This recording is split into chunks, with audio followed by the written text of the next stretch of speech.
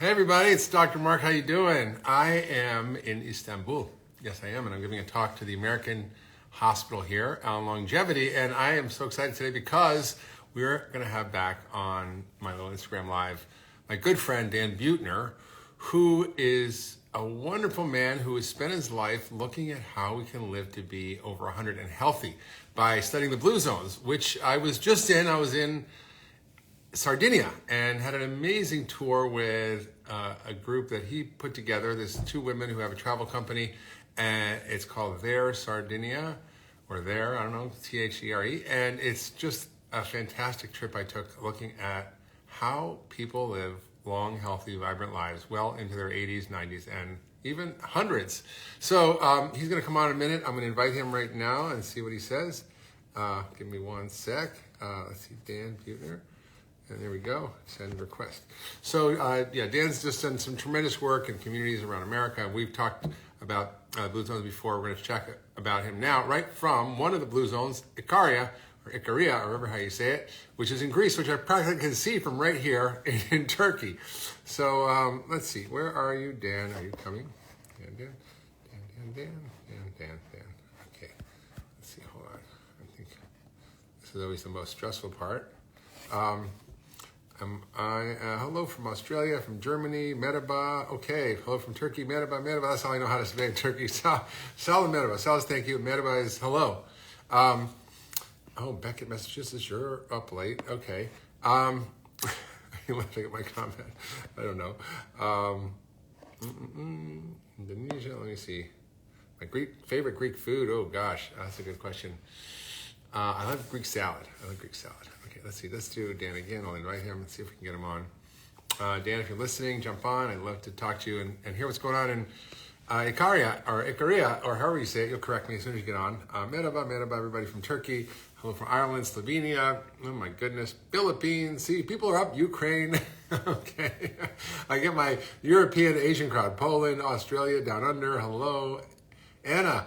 And need invite. I did invite you, Dan. I have sent you multiple invites. I don't know why it's not working. You request an invite, request to join. Maybe you can do that, and that'll work too. Hello from Vietnam, Bangalore, India, Kenya. Oh gosh, everybody's up. Nobody's up in America, so it's everybody else. It's Sweden, Singapore, India. Love that. Okay. Hello, Summit, and London, California. Oh gosh. I guess you're up kind of late. It's 1 in the morning. You should be asleep, and sleep is good for you because it's one of the things you need to do to live a long time is go to bed early and get up early. Okay, Dan, where are you? You can invite me instead of Dan. Who are you? I don't even know. Who are you? That's so cute. Hold on, let's see. I tried again, Dan. Did you send me an invite? Let me text you. Hold on, I'll text him. Hey, any luck? Don't go away. Yeah, I had the most amazing trip in Sardinia, and I want to tell you about that, and I want to tell you about what Dan's doing and hear about him. Hello, everybody from Istanbul. Okay, Turkey, Pakistan. Yes, I should be asleep. Yes, you should. Dan. I don't know. Hello from Turkey. Wow, all my Turkey friends. Kara, and I don't know how you say her name. Demucci, Colombia, Australia. Oh, well, let's see. Oh, there he is, except Dan. Well, I think we're good. He should be joining any second. There we go, Dan. Request to join. Dan. I did accept your invitation. Yeah, I'll accept it again. Okay, accept.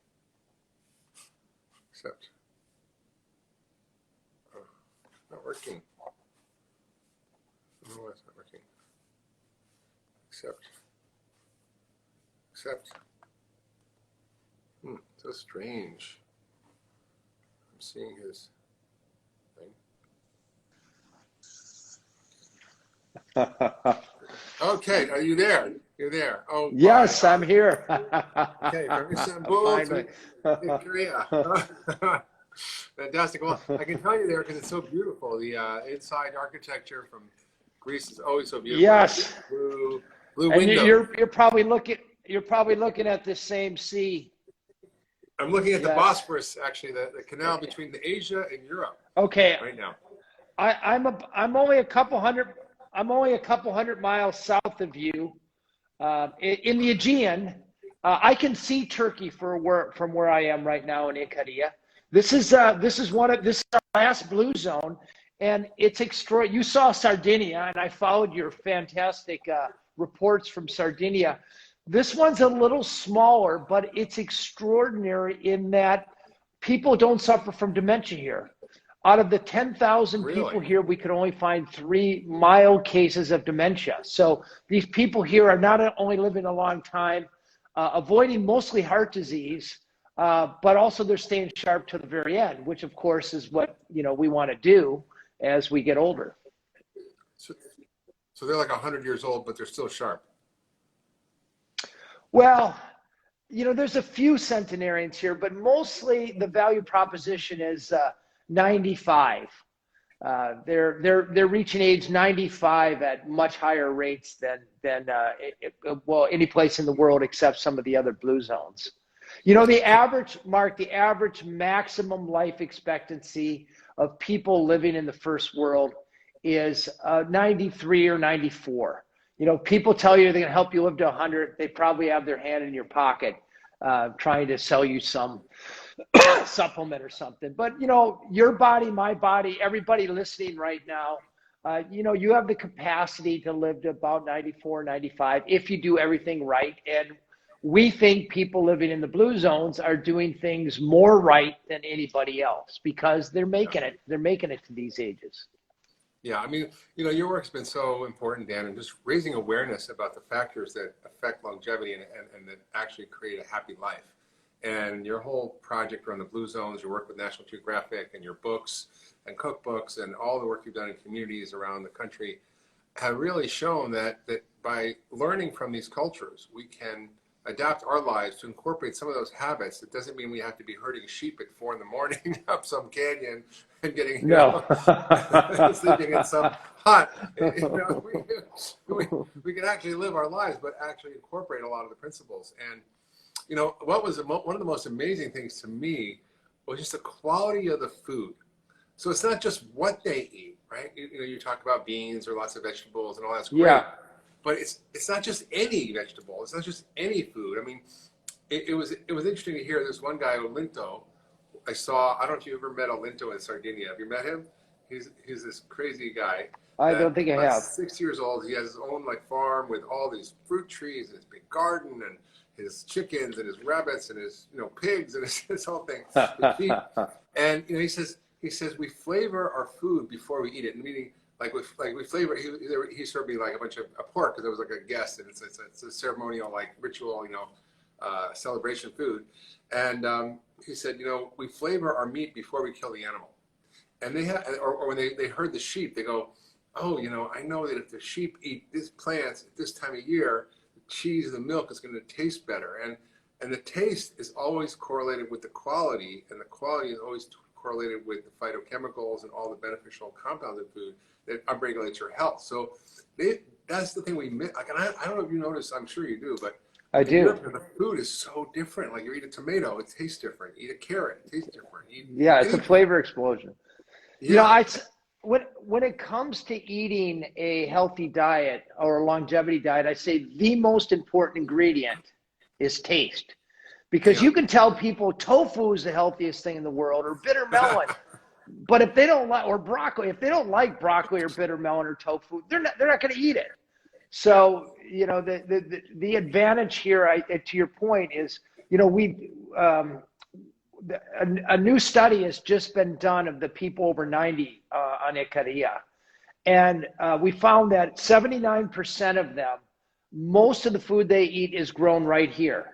So they're not getting these sort of imported insipid tomatoes or genetically modified grains and beans and so forth. They're eating food right here in season. It's full of flavors. And the other advantage they have are time-honored recipes to make simple peasant foods taste good. Here in Ikaria, people do eat goat, and they do eat a little bit of pork, but only about 5 times a month, traditionally speaking. And so most of the time they're eating simple, whole foods, whole plant-based foods, but their genius lies in making things like beans and grains and fruits and vegetables taste delicious. Yeah. I mean, even like, yeah, that's right. Like, I don't know what they use over there in terms of their bread or cheese products, but like in Sardinia, they had this thing called grano capelli, which is an ancient form of wheat that they use for their bread and their pasta, which is very different than the dwarf wheat that people eat in America that makes them really sick and cause inflammation as we mark gluten. So they're able to eat a lot of foods that we think are, oh, maybe not great for you, like gluten, but actually the way they do it is quite different. Yeah, these nuances are important when they come out of your garden. So go ahead. I was going to ask you, what are you doing in Ikaria now? How do you say it? Ikaria or Ikaria? Ikaria. Ikaria. Okay. Yes. Well, I've been coming here for 12 years, and there's an area. I'm at a place called Thea's Guest House in an ancient town called Nas, and my genes are at home here. So I come here and I actually feel better, and I think you experienced it a little bit too. Yeah. You know, I don't like going sitting on a beach. I like being with people I love. But there's a friend of mine, a French scientist named Romain Legrand, who just finished publishing a study after interviewing the people over 90 and really gleaned some interesting insights at what people are really doing to reach these old ages without diseases. And some of the insights we've gleaned is here in Ikaria, unlike most of Greece, where people live in a village and then they go outside the village to be with their animals or gardens, here in Ikaria, kind of uniquely, people live in their own homes. So they all have a garden out. So you see people, 90 and 95-year-olds still tending their own garden. Over 85% are considered very physically active by the protocol surveys. 70% of them take a nap, and the naps last about 45 minutes. You see that as definitely a feature in blue zones. 63% are also drinking wine every day. But to your point, the wine here is locally grown, and they're very proud of it. It doesn't have sulfides. You know, it's not for exports. And interestingly, I don't know if you've read read Homer and the Iliad and the Odyssey. Yeah. The wine that Homer used to get the Cyclops drunk is from Icaria. And they still drink that wine today. So that's amazing. Well, you know, in Sardinia, you told me to make sure I drank some of the Canada wine, which is from these grapes that are very high in antioxidants, more high than a lot of normal grapes. And also, like you said, it's local, it's fresh, it doesn't have sulfites. And I notice when I drink wine in America, I don't feel great. When I drink the wine over there, it didn't bother me like in the same way. So I think the quality of the food is amazing. The quality of the community. And then the other thing I noticed was everyone just like hanging out together. People just love to hang out and talk and be and chill and do nothing and just like connect, you know. And it's just, and one of the women actually I asked, I forget her name. Oh no, her name was I forget, it's like Anna Marie or something like that. And, we love her. I need to go back there.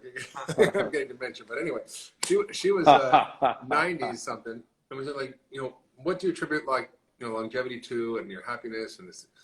And she was like, look, it's all about, you know, we've lost a lot of our traditions of being together and supporting each other and talking and hanging out and going slow, and it's just so powerful when you look at the community aspect of what their lives are like. Nobody was in a nursing home. Everybody was taken care of by the people they loved or family members or friends. It was just everybody looked out for each other. It was pretty amazing. I read your Instagram post about how everybody looked out for each other because they were busybodies or they were being watched. So yeah, that's true.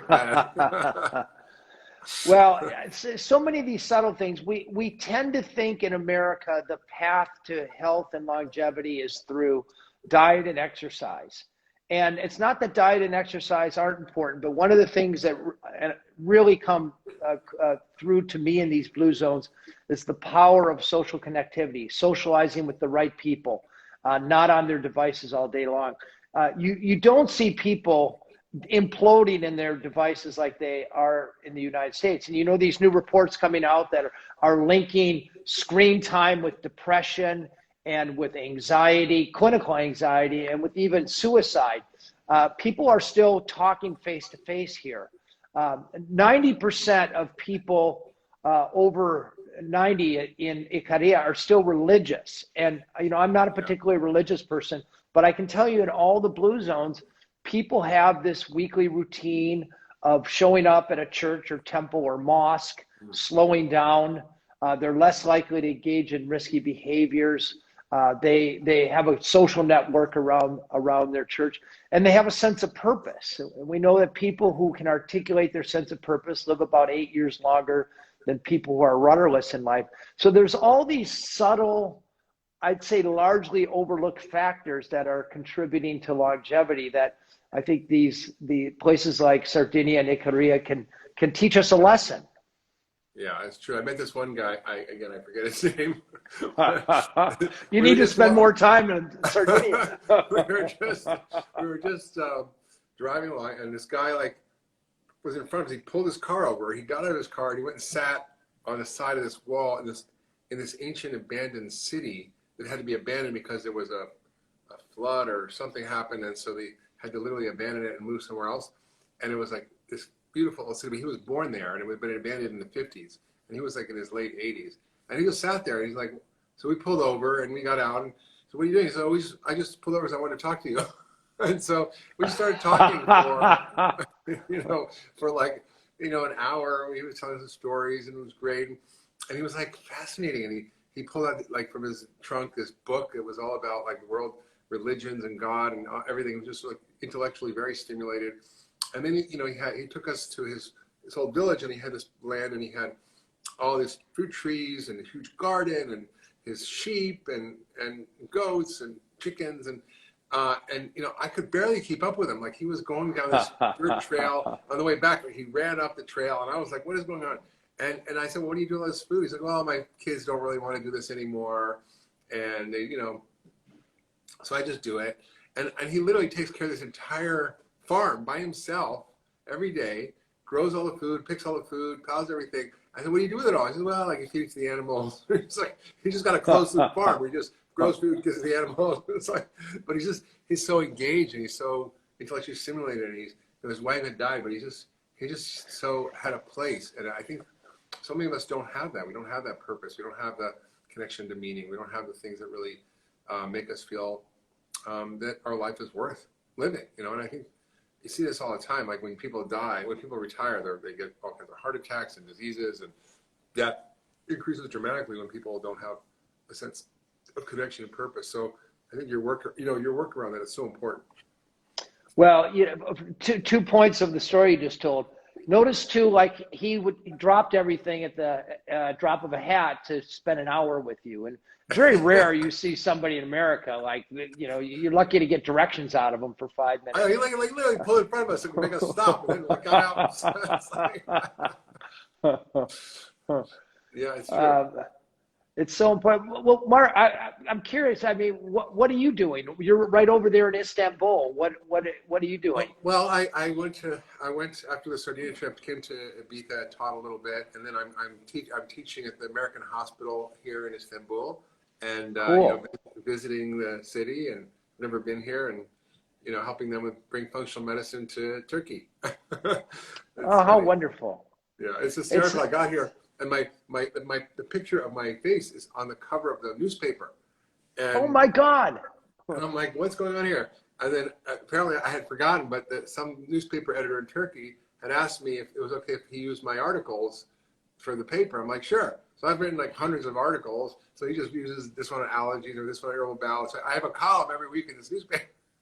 So apparently I'm a celebrity in Turkey, and it's like a big deal. So we're gonna try to bring more functional medicine here. But yeah, it's great.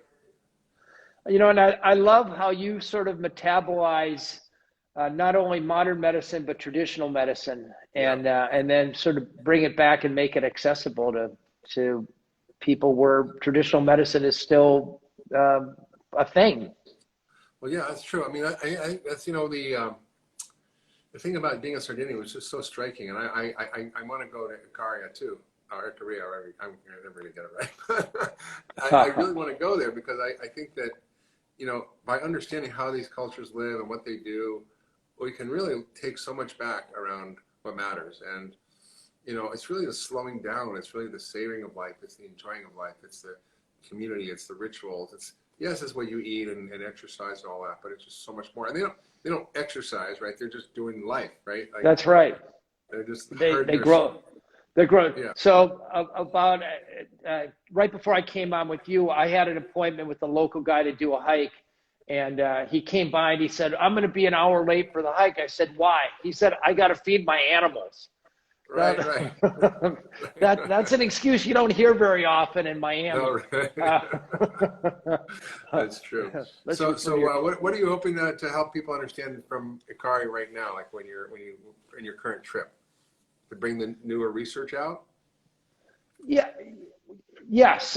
Well, to be honest, I just reasons similar to the reason I like to come to these blue zones for personal reasons, because I actually slow down and I think I recalibrate.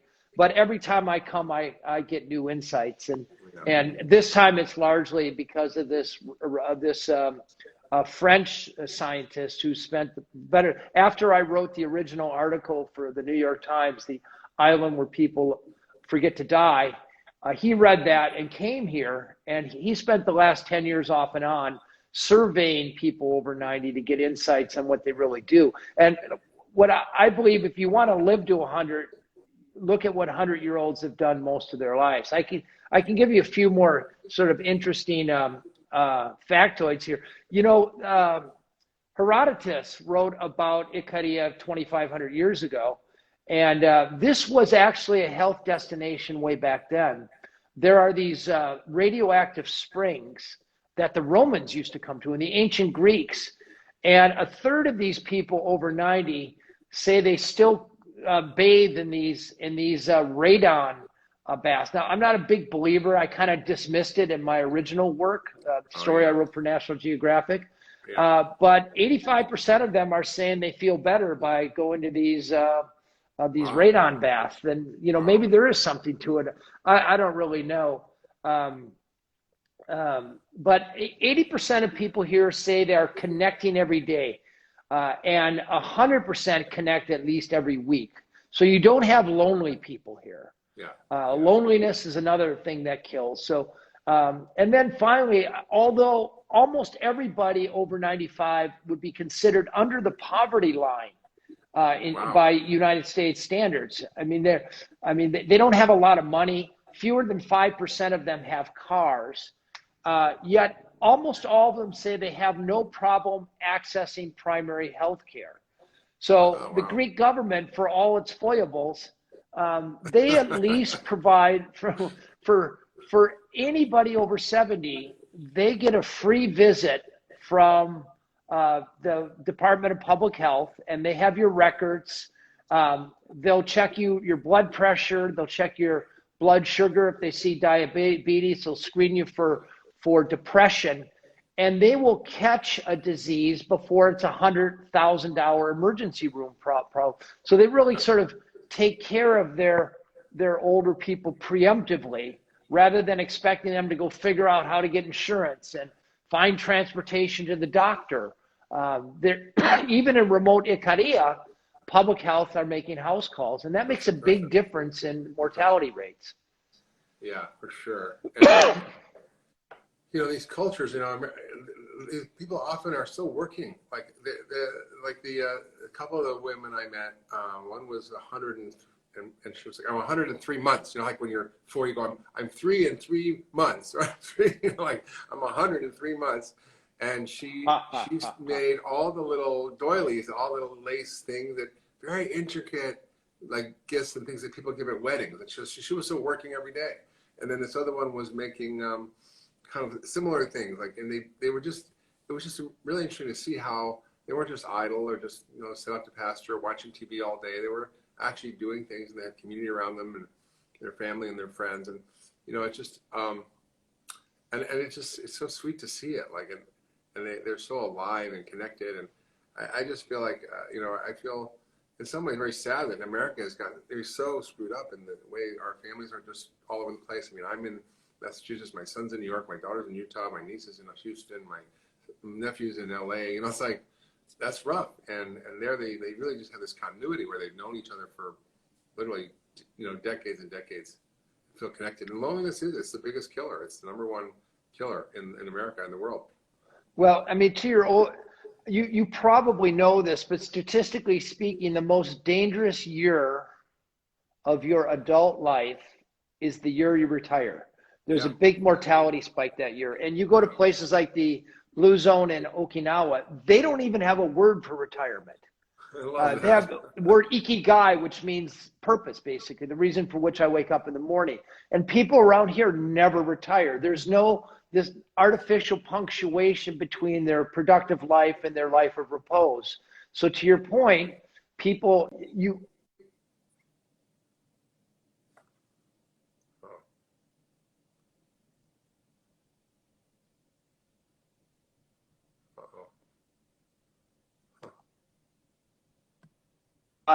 they still do their own yard work. They do their own housework. They cook their own food. So these are things that we overlook. We've engineered physical activity out of our lives with cars and machines and, this idea that you put your aging parent in a retirement home, which never happens here. There's no retirement homes here. Yeah, no, that's what I was saying. In Sardinia, it was interesting to see that. So what, studying this for decades, what are the things that you really integrated into your life that you learned on your journeys? Prioritize sleep. Getting at least 8 hours of that, what you see here. I get all of my, as you see in at least this Blue Zone, people tend to get all their calories in about an 8-hour window, and then leaving their digestive systems to rest for 16 hours. I eat a whole food plant-based diet. Very occasionally will I have a little piece of fish or cheese. But that's a lesson I've largely gleaned here from people here. I'm naturally a social person, and I used to subdue the social side of myself, thinking that, well, I got to get more work done. I need to be more productive. And now, forget that. I know that socializing is actually good for my health, and I enjoy it. So last night, for example, I'm staying at a place called Thea's Guest House, where there's Israelis and Russians and Ukrainians and British and Dutch. All these people come to the Blue Zone kind of seeking this life. And I stayed up to midnight drinking organic wine and, didn't feel a wisp of guilt. Yeah, no, it's true. I think, I think what something COVID has showed us all is the need for us to rethink our lives and how do we build a way of living that is more nourishing, that isn't so frenetic, that's not so busy, that isn't, put work above everything else. And it's just so funny here in Europe. It's even today, I was in Sardinia with Paula and Eleonora, who you recommended, who were fabulous. They took me on this incredible trip. I mean, everybody who wants to have an intimate, guided tour of anywhere in Europe or Sardinia, you should check out these women. It's their Sardinia. And she, she was just so, wait, what was I talking about? I was talking about something I just forgot. I'm really having dementia. I didn't sleep enough last night because I was up way too late having a great conversation. I think busyness and social connectivity. Yeah. And, they're just so connected over there. And, it's a place where the ways in which we live in America are just so different, and the connectivity and the time people spend together. I was with them, and I was like, can we go buy this thing in this store? And it was like 2:30 or 3 o'clock in the afternoon. And they're like, no, we can't go get, batteries or whatever we had to get, or toothbrush or toothpaste, because all the people are napping. Yeah, all the stores are closed. So your stores are closed from 2 to 6 every afternoon. And they go back to work for a few hours, and they go back out and eat. And it's just a very different life. It's centered around social connection and fun and, time. It's beautiful. Ikaria is noteworthy. It's different than the other islands. And you notice that all blue zones are a little bit remote, which sort of keeps this American food culture at bay. It keeps globalization at bay. You know, the rest of the world has not quite arrived here yet, and they're not in a hurry to have it arrive. There's a very low time urgency here. The joke on the island is that it's always late 30. So late 30. somebody you invite somebody over for lunch, and they might show up at 10 a.m. or they might show up at 6 p.m. And either way, they're welcome. And also notably here, at least for the summer months, from about May until now, people tend to stay up till 1 or 2 in the morning here and then sleep late. I mean, where I am, nothing's really started yet, and it's 20 to 12, and but then and they'll get up they'll have their lunch, they'll feed their animals, they'll spend some time in the pastures, and then they'll come back and take a nap. But life kind of starts at sunset, and it'll go till late at night, and it's a fun way to live your life. Yeah, and this level of stress is so different there. I mean, I met with this guy, Silvio Bertinelli, I think his name was. He was a shepherd with 200 sheep and goats up on the top of this. I don't know if you ever went there with these guys, but it was the most amazing property with the views of all the mountains, and they just had this beautiful setup, and they sort of invited, they'd taken their home and turned it into like a little restaurant. So they had all her daughter and her son and his wife are all helping. And so I said to him, so Silvio, do you have any stress in your life? You know, I was like, what would you have? He says, well, he thought about for a minute. He was like puzzled by the question. He's like, well, yeah, sometimes when a goat gets out in the middle of the night, you'll get it. And I'm like, oh, you mean you don't have 300 emails to answer today? And, it was like, I just laughed. I was like, wow, that's the kind of stress that I would love. Yeah, but, it does, most of the stress in our lives we choose.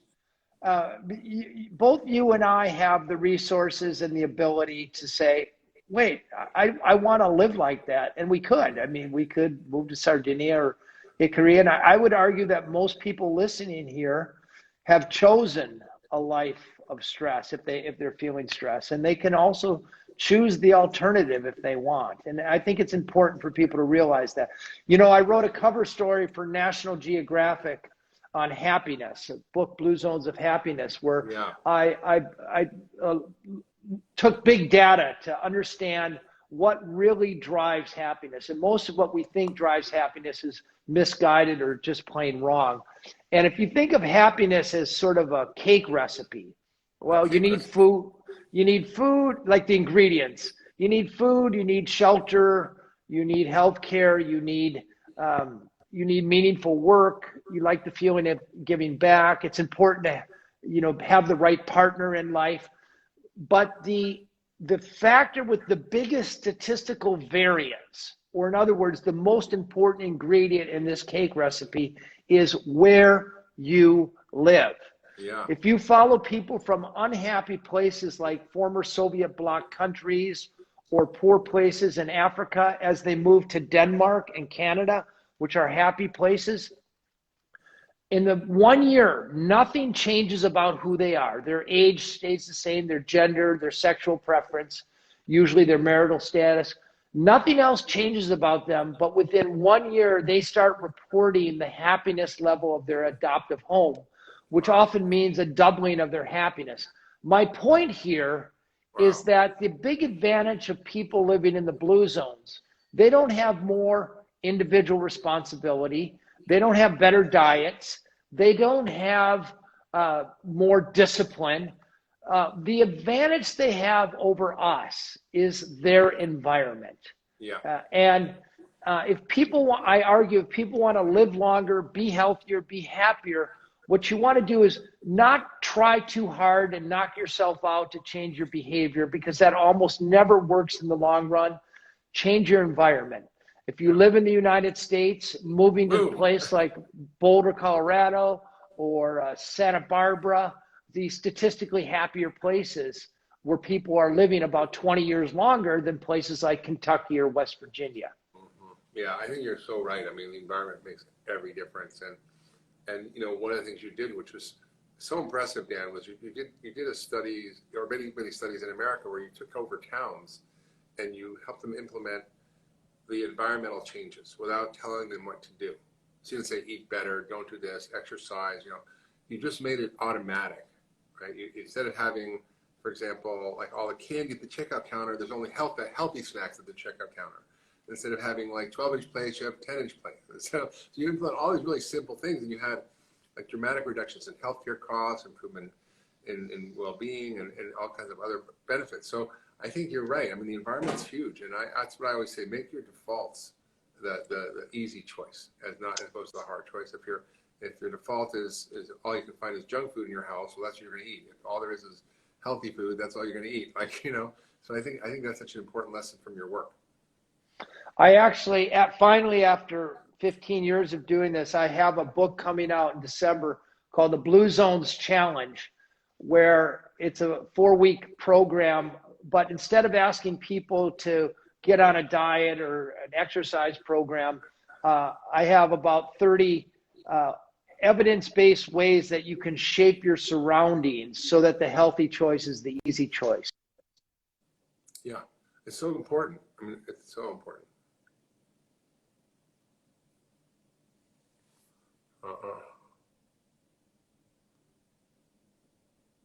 Uh-oh, we lost Dan for a minute. He'll come back. When you're in a Greek island, you don't always get good service. It's great to see everybody from all over the world: Sweden, Dubai, Poland, choices Australia, for decades South without Africa. even thinking about it. Yeah. Dan, are you there?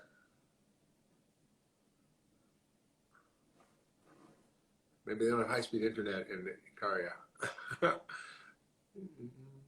I will save this if anybody's worrying about not seeing the whole thing. Definitely will save this.